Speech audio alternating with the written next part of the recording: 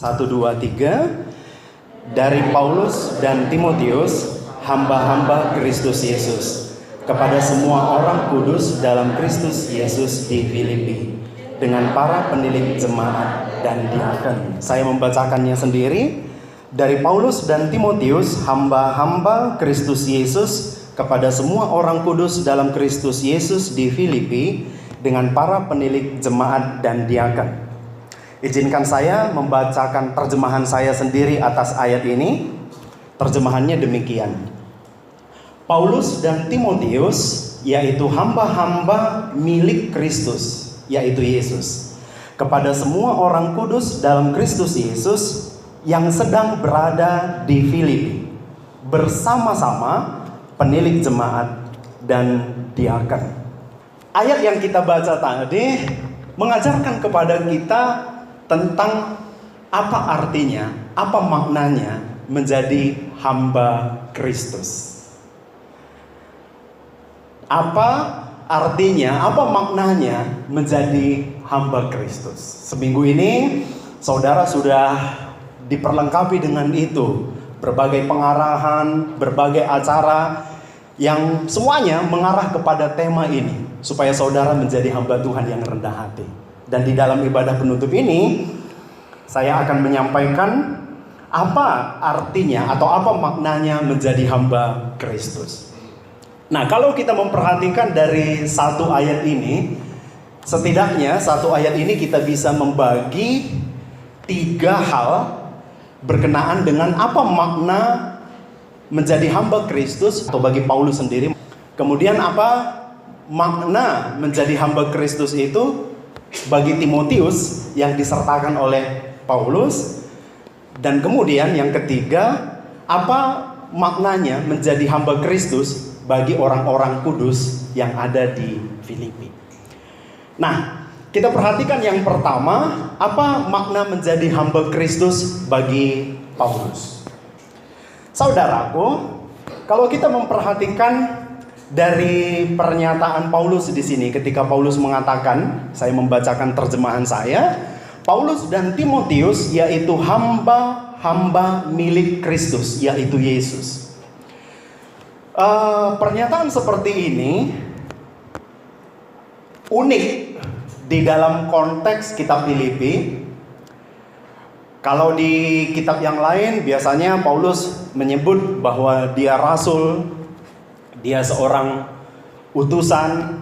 Artinya apa?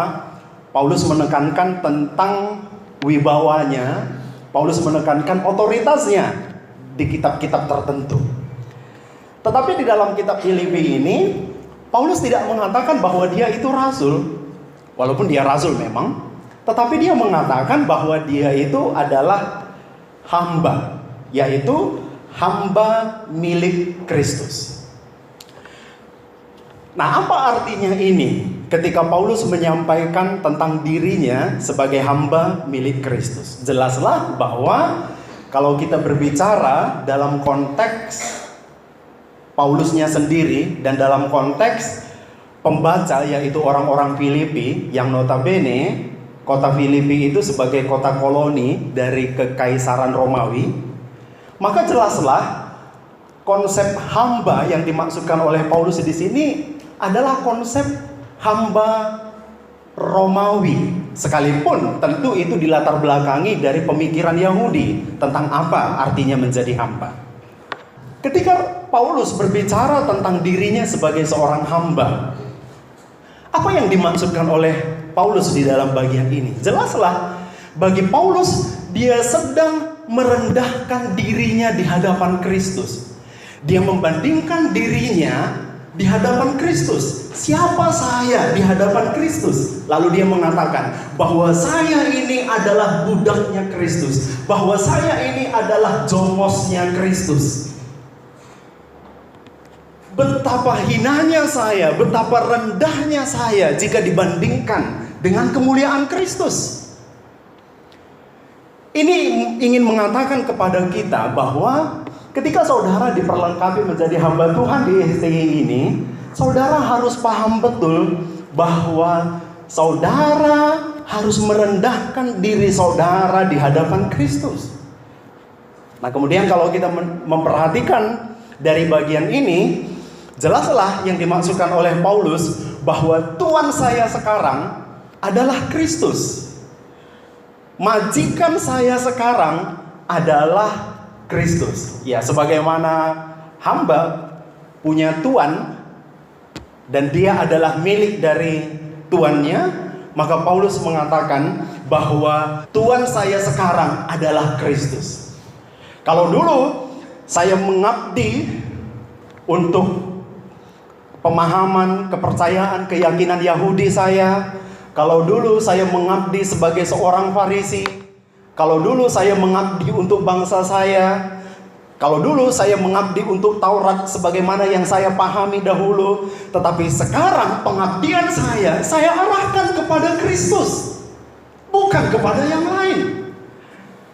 Kalau dulu saudara kita adalah budak dari dosa, sekarang kita bukan budak dosa lagi, tetapi kita adalah budaknya Kristus yang mengabdi kepada Kristus dan bukan mengabdi kepada dosa.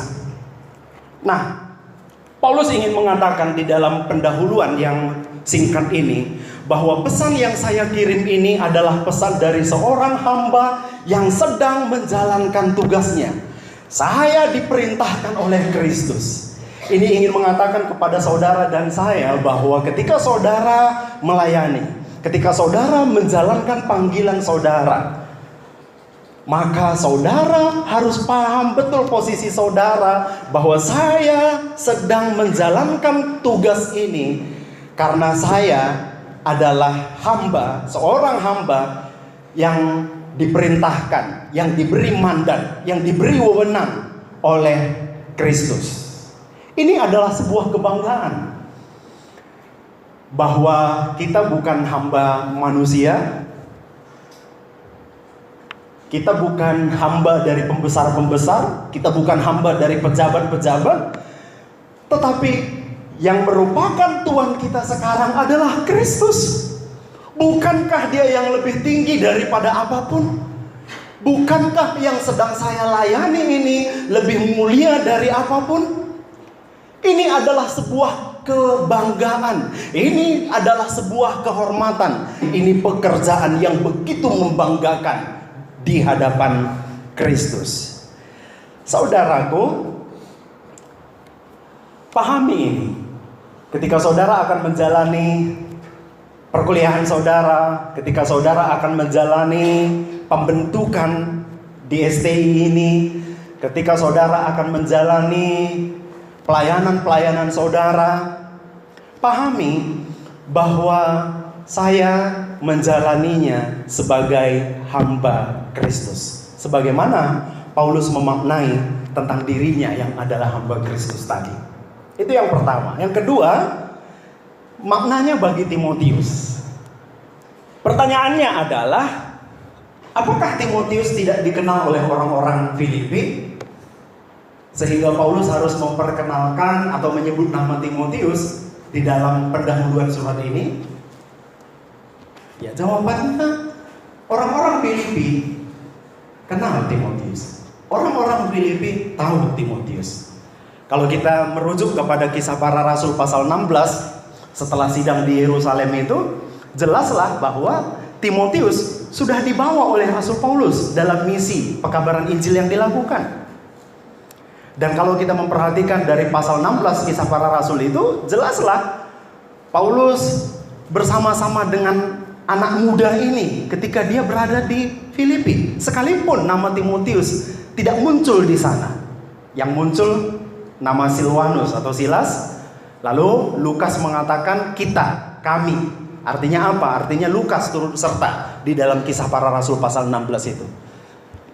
Tapi karena Timotius masih pendatang baru seperti saudara, masih pendatang baru di dalam dunia pelayanan, ya tentu itu yang menjadi alasan mengapa Lukas tidak mencatat nama Timotius dalam Kisah Para Rasul pasal 16 itu.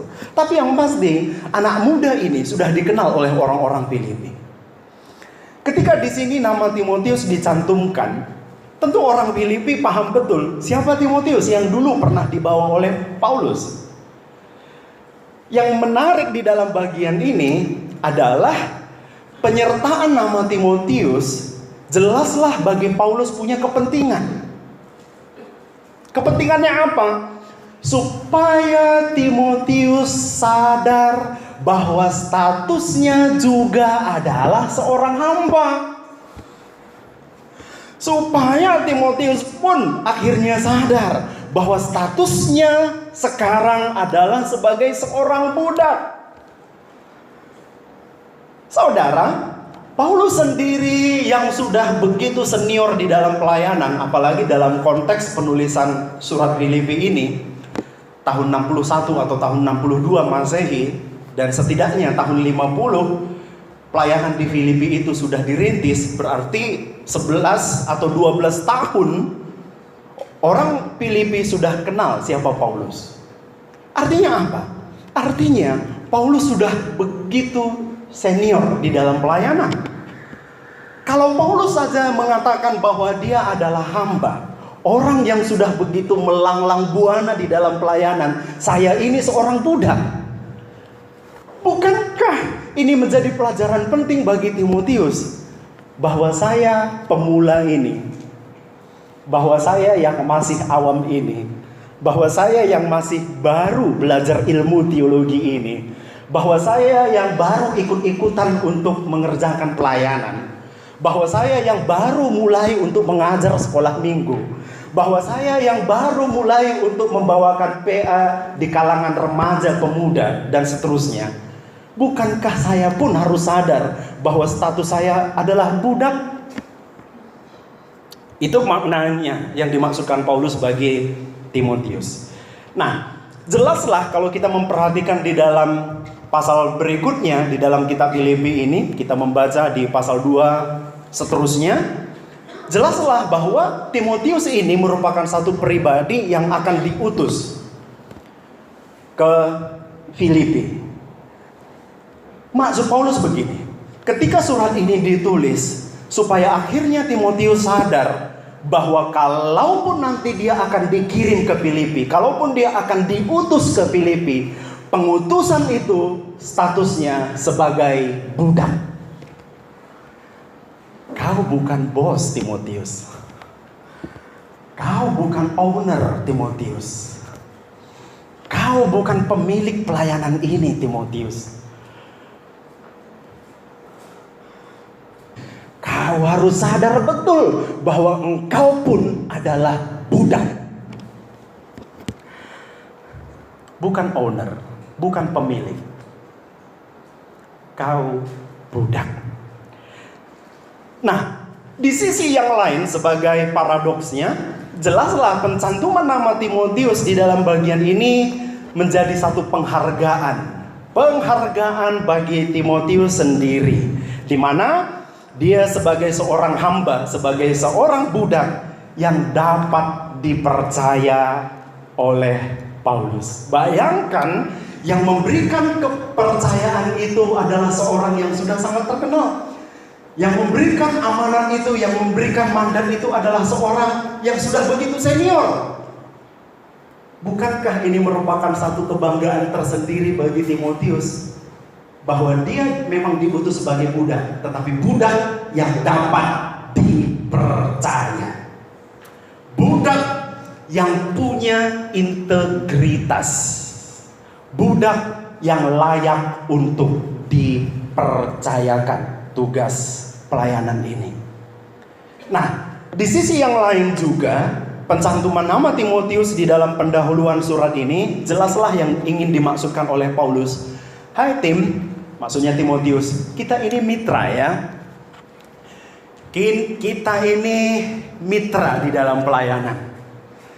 Tidak ada yang lebih tinggi, tidak ada yang lebih rendah, tidak ada yang lebih hebat, tidak ada yang tidak hebat. Pelayanan ini adalah sebuah kemitraan. Engkau harus pahami itu, Timotius. Dan kalaupun nanti engkau akan berjumpa dengan orang-orang kudus di Filipi, kalaupun nanti engkau akan berjumpa dengan penilik jemaat, kalaupun nanti engkau berjumpa dengan diaken, pahami bahwa sebagai seorang budak harus bisa membangun kemitraan. Kemitraan sesama hamba Tuhan dan kemitraan saudara dengan orang-orang yang engkau layani, yang saudara layani. Nah, yang ketiga, yang terakhir, apa makna pernyataan-pernyataan Paulus ini bagi orang-orang kudus di Filipi? Saudaraku, salah satu hal yang menarik lagi dari pendahuluan surat Filipi ini sebagai sebuah sastra epistoleri, sebagai sebuah sastra surat yang memang biasanya mencantumkan siapa nama pengirim, lalu kepada siapa dikirim surat itu, dan kemudian isi dari surat, isi dari salam, kemudian penutup. Nah, sesungguhnya kalau kita membaca 4 pasal dari kitab Filipi ini, pola dalam sastra epistoleri itu atau dalam sastra surat itu ada. Seharusnya dalam sebuah penyambutan haruslah dimulai dari penilik jemaat, lalu ke diaken. Penilik itu sebagai pengawas dari jemaat, lalu kemudian diaken yang mengurusi hal-hal yang bersifat sosial dari satu jemaat, dan terakhir orang-orang di Filipi, orang-orang kudus yang ada di Filipi. Tapi Paulus membalikkan, dimulai dengan orang-orang kudus dulu, lalu setelah orang-orang kudus lanjut di bawahnya penilik jemaat, dan lanjut yang paling bawah itu adalah diaken. Nah, kalau saudara nanti belajar bahasa Yunani, apa yang di depan itu yang empatis, itu yang ditekankan. Bukan berarti yang di belakang itu tidak penting, tetapi ini soal apa yang ditekankan oleh penulis, apa yang empatis, yang menurut penulis ditekankan. Ketika Paulus pertama-tama berbicara tentang orang-orang kudus, jelaslah bahwa bagi Paulus, jabatan apapun di dalam pelayanan, semuanya adalah dalam status yang sama sebagai orang-orang yang sudah dikuduskan, sebagai orang-orang yang statusnya sekarang dikenal sebagai orang kudus, tanpa membeda-bedakan. Jelaslah, kalaupun Paulus akhirnya berbicara penilik jemaat dan diaken, bukan jabatan yang dibicarakan Paulus, tetapi fungsi yang dibicarakan oleh Paulus. Kalau Paulus menekankan jabatan itu, jelaslah nama ini yang akan diangkat ke permukaan. Tapi karena bukan status, bukan jabatan yang ditekankan oleh Paulus, tetapi status sebagai orang kudus itu yang jauh lebih penting dari jabatan apapun, maka Paulus memulai dengan orang kudus. Nah, pertanyaannya, apakah kemudian penilik jemaat ini akan tersinggung dengan gaya menulis Paulus? Apakah kemudian diaken ini akan tersinggung dengan gaya menulis Paulus? Kok aku ditempatkan di paling belakang? Maksud Paulus begini, kalau mereka paham betul bahwa status mereka sebagai hamba, sebagai budak, maka tidak ada cerita tersinggung. Halo budak Kristus, halo hamba Kristus. Kalaupun engkau seolah-olah tidak diperhitungkan, kalaupun seolah-olah engkau diabaikan, kalaupun seolah-olah engkau tidak masuk hitungan, tidak ada kata tersinggung. Karena sesungguhnya bukan hitungan manusia itu yang penting bagi kita, tapi hitungan Kristus yang penting bagi kita. Itu budak Kristus, itu hamba Kristus. Ketika Paulus memulai dengan hamba di depan, jelaslah ini menjadi pelajaran penting kepada seluruh orang-orang yang ada di Filipi. Kalau aku ini adalah budak, Bukankah engkau juga adalah budak Kristus? Bukankah kita adalah sama-sama sebagai hamba Kristus? Yang tidak perlu ada perbedaan apapun di antara kita. Yang penting adalah bagaimana kita menjalankan fungsi kita sebagai budak Kristus. Apalah artinya jabatan kalau saudara tidak bekerja sesuai dengan jabatan itu? Apalah artinya gelar kalau filosofi hidup saudara, filosofi pelayanan saudara tidak mencerminkan gelar itu? Apalah artinya pujian manusia? Apalah artinya label-label yang diberi oleh manusia kalau filsafat pelayanan saudara tidak sesuai dengan prinsip-prinsip firman, tidak sesuai dengan arti saudara sebagai budak Kristus? Tidak ada gunanya. Nah, ini yang ingin dimaksudkan Paulus. Pendahuluan ini menjadi sangat penting bagi nasihat-nasihat selanjutnya. Perhatikanlah pasal 2. Ketika Paulus berbicara tentang pengosongan diri Kristus, ketika Paulus berbicara tentang kenosis, jelaslah pendahuluan ini mendasarinya. Pendahuluan ini memulai sebuah gagasan, memulai sebuah ide. Lalu di pasal 2, lihat Kristus. Bukankah statusnya begitu tinggi? Tapi dia memberi dirinya menjadi budak, menjadi hamba. Bukan hanya hamba, tapi dia mati. Lebih parah dari hamba, dia mati. Bukankah itu yang membuat akhirnya dia dimuliakan? Bukankah itu yang membuat akhirnya dia ditinggikan? Jelaslah pendahuluan surat ini mendasari nasihat-nasihat selanjutnya. Kalau kita memperhatikan adanya potensi perpecahan di Filipi antara Euodia dan Sintike, saudara perhatikan pasal yang keempat. Mengapa perpecahan itu, potensi perpecahan itu terjadi?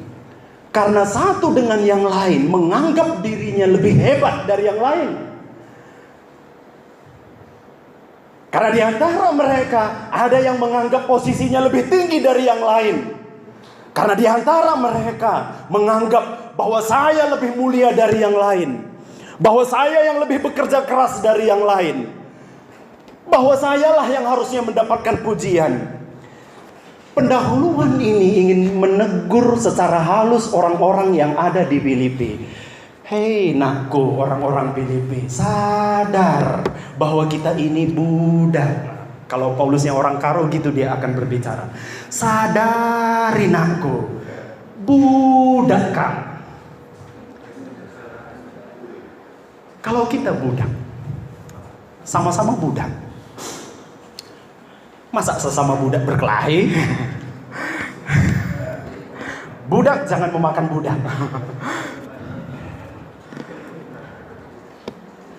Sesama budak tidak boleh saling mendahului. Sesama budak harus saling menghormati.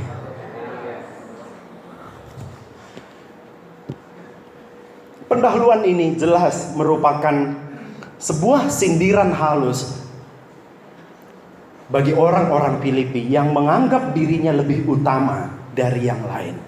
Nah, kalau kita memperhatikan di dalam pasal yang pertama itu, di dalam nasihat Paulus selanjutnya, jelaslah di Filipi itu ada pemberita-pemberita Injil dengan motif tidak murni, kan? Motif palsu melayani.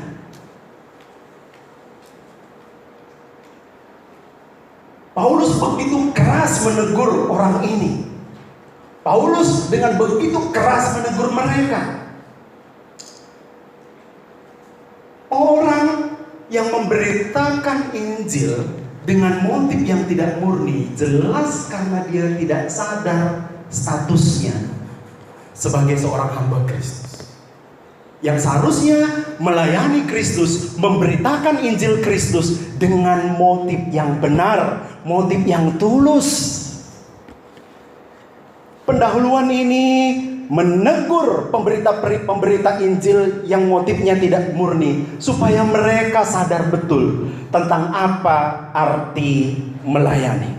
Nah, terlepas apa motif mereka, Tetapi Paulus ingin mengatakan di dalam bagian pendahuluan ini, layani Tuhan dengan motif yang murni. Layani Tuhan dengan motif yang benar. Itulah artinya menjadi hamba Kristus.